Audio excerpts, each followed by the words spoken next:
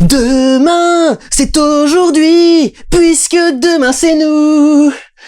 Voilà, les chansons de merde que Disney m'a appris quand j'étais enfant, ce genre de trucs niais, débiles au possible.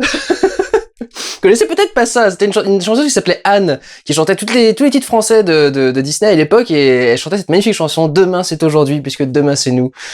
Et c'est nous qui allons changer le monde. En allant à la poursuite de Demain, film réalisé par Brad Bird, avec George Clooney, Hugh Laurie et Britt Robertson, c'est ça? Je me suis pas gouré?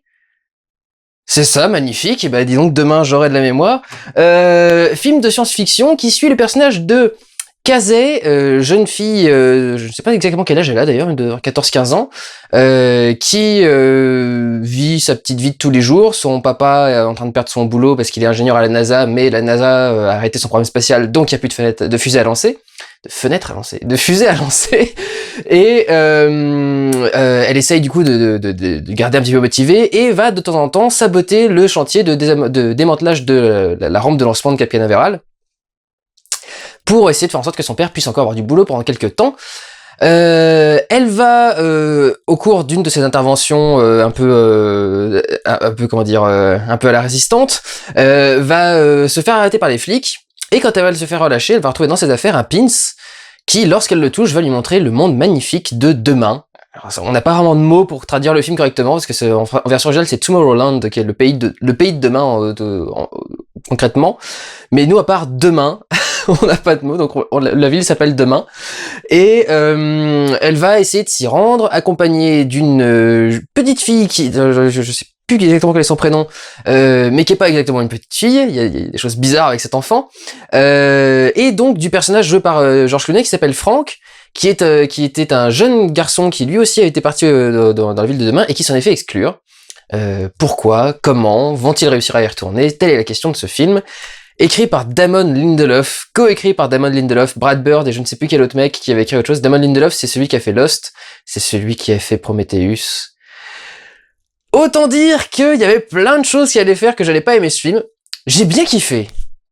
Vraiment, je n'aurais rien à lui reprocher, si ce n'est mes goûts personnels, mais vraiment, je suis même rentré dedans complètement. J'ai été touché par certaines scènes et par certains passages qu'il y a eu dans le film.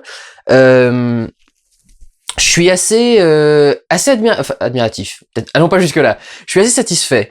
J'aime bien le film parce que il est assez audacieux finalement.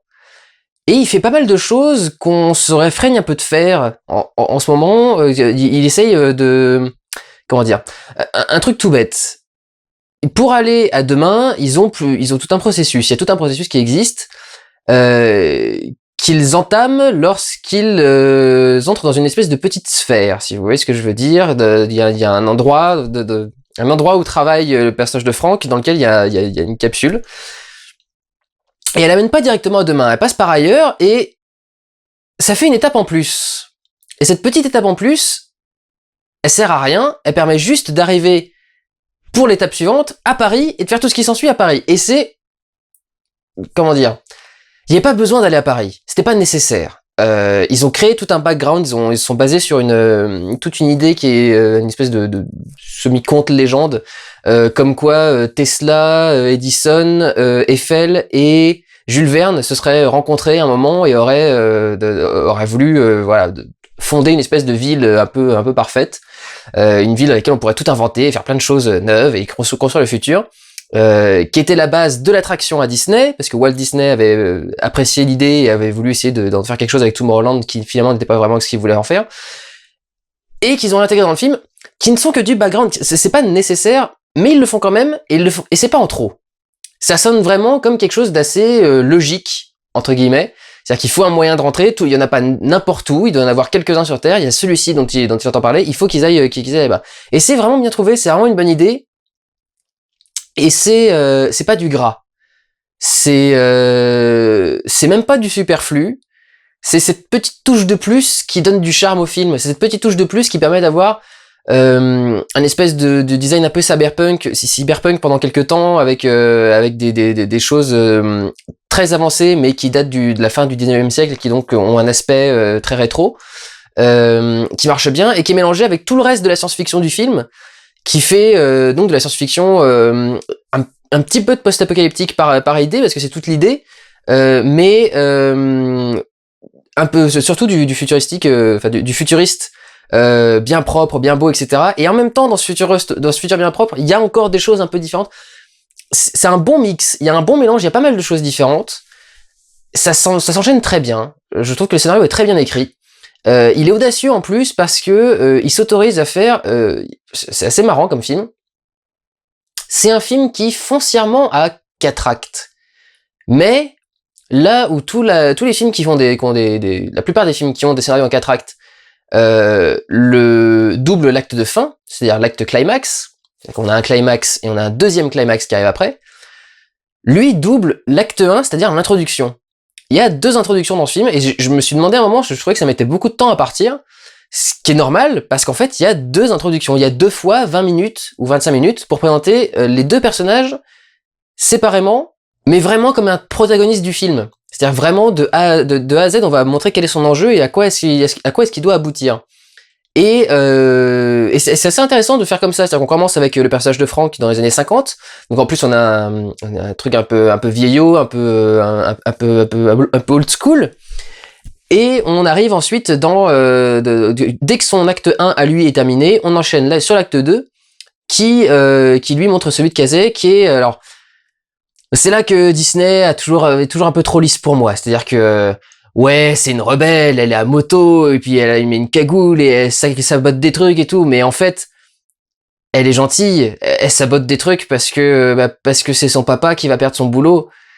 C'est ce genre de truc de Disney, c'est ce genre de personnage qui est rebelle, mais les bons rebelles, pas les méchants rebelles. C'est toujours ça qui est rigolo, alors que ce serait plus drôle justement d'avoir du vrai rebelle qui change de côté complètement, ou qui essayent un peu d'évoluer, mais eux ils ont toujours des rebelles des rebelles pourris, j'allais dire, mais ouais, un peu ça quoi, des rebelles un peu de pacotille. On peut voir le même reproche avec Frank, le personnage de Frank, l'enfant, parce que lui pour le coup, alors autant Casey n'invente pas grand chose, autant Frank est un peu le cliché du petit enfant surdoué et génial qui invente tout ce qu'il a envie d'inventer, qui m'aurait pas trop dérangé parce que je regarde pas énormément de films Disney, mais j'ai vu les nouveaux héros il y a quelques mois et du coup c'est très réminiscent. C'est exactement le même personnage. C'est le même archétype et c'est un petit peu dommage quand on sait qu'on va faire 2 films qui vont sortir juste à quelques mois d'intervalle, de pas essayer de faire en sorte d'avoir des héros un tout petit peu plus différents, sachant qu'en plus je crois que les nouveaux héros il est sorti très en retard chez nous, il me semble, quelques mois de retard. Donc c'est dommage. Ça aurait permis d'intercaler entre deux un peu de Cendrillon. Je crois que c'est ça qu'ils ont sorti dernièrement, Cendrillon et Into the Woods. Cela, je suis désolé, j'ai pas pu. De toute façon, j'étais occupé, j'avais pas le temps, j'avais un rendez-vous, je devais faire chauffer des céréales et voilà. Et donc voilà, petit défaut peut-être très léger d'originalité sur certains personnages, mais en soi, tout le reste du film est tellement plus original que c'est plutôt bienvenu et que c'est intéressant. Les acteurs sont extrêmement doués. La petite Britt merde, ça y est, son nom m'est sorti. Britt Robertson, elle est très bien, elle joue très bien.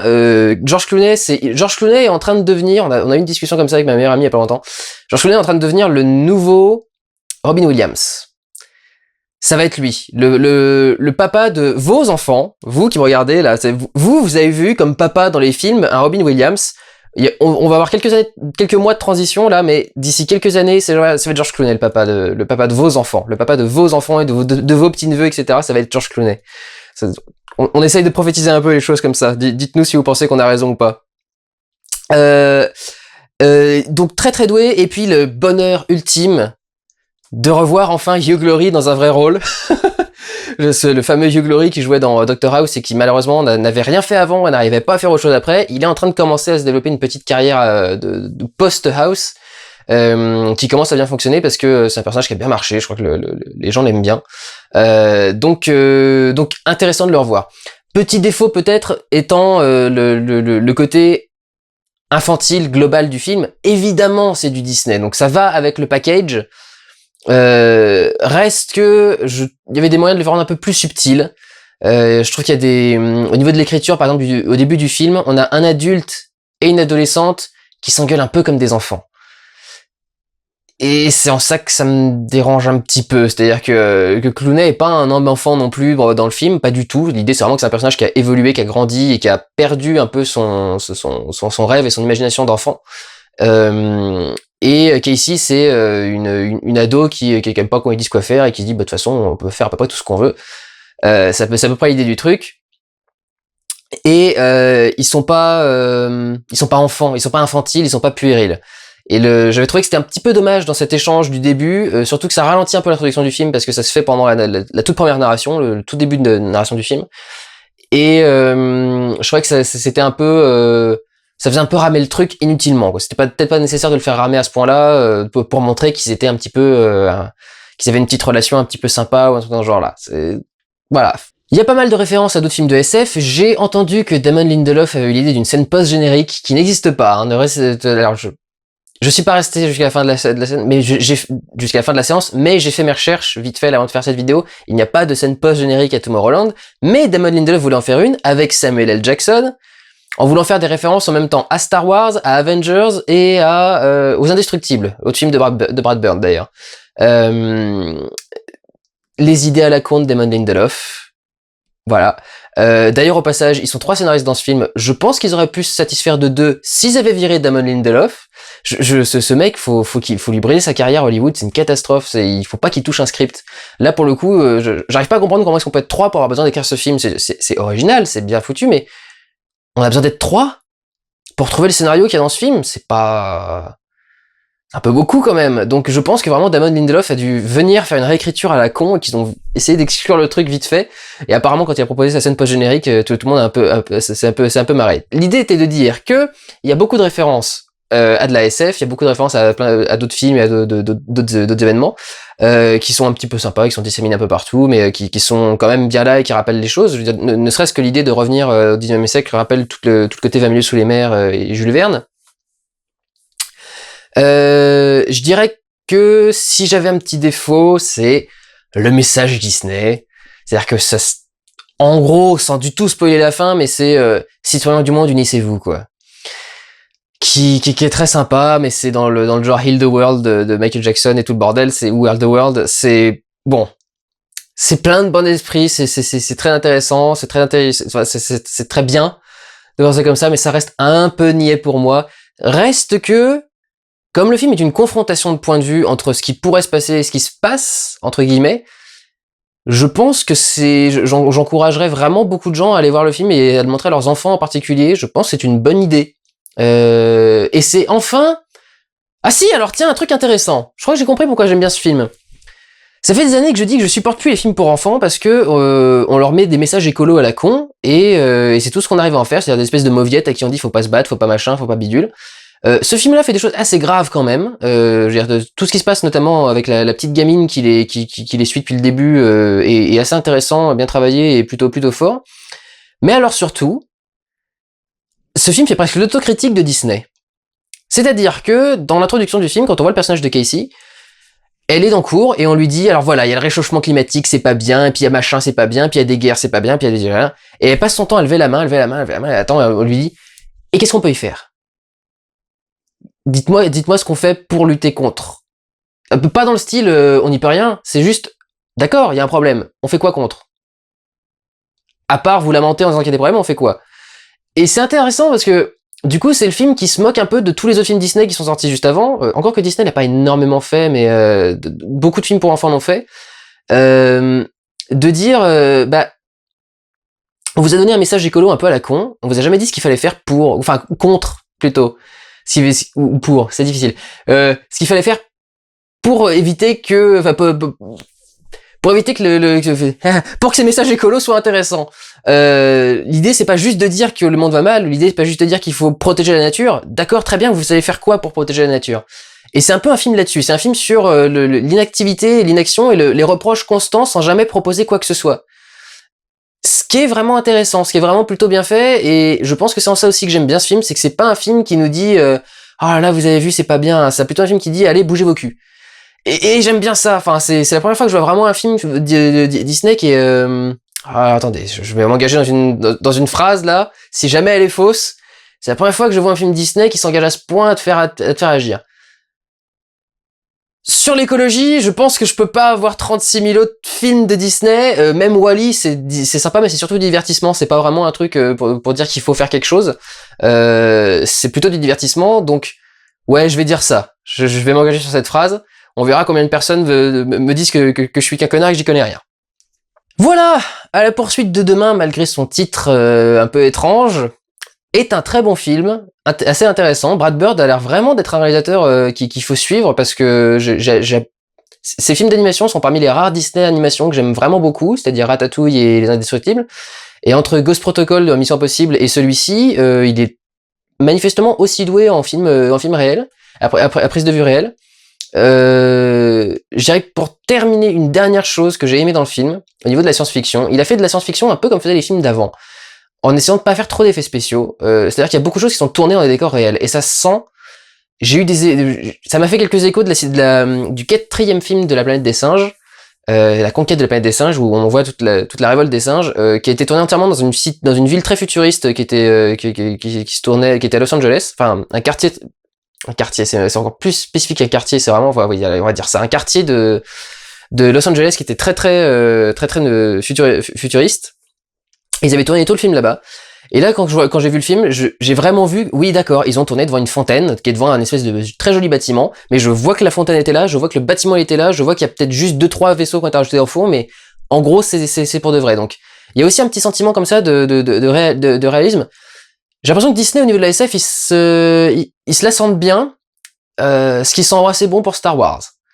À voir ce que ça va donner. En tout cas, ouais, Brad Bird, chapeau, c'est bien, tu pars bien, hein, gars. Là, t'as fait 4 films que j'aime. Donc, presque tous avec Disney, à part Mission Impossible.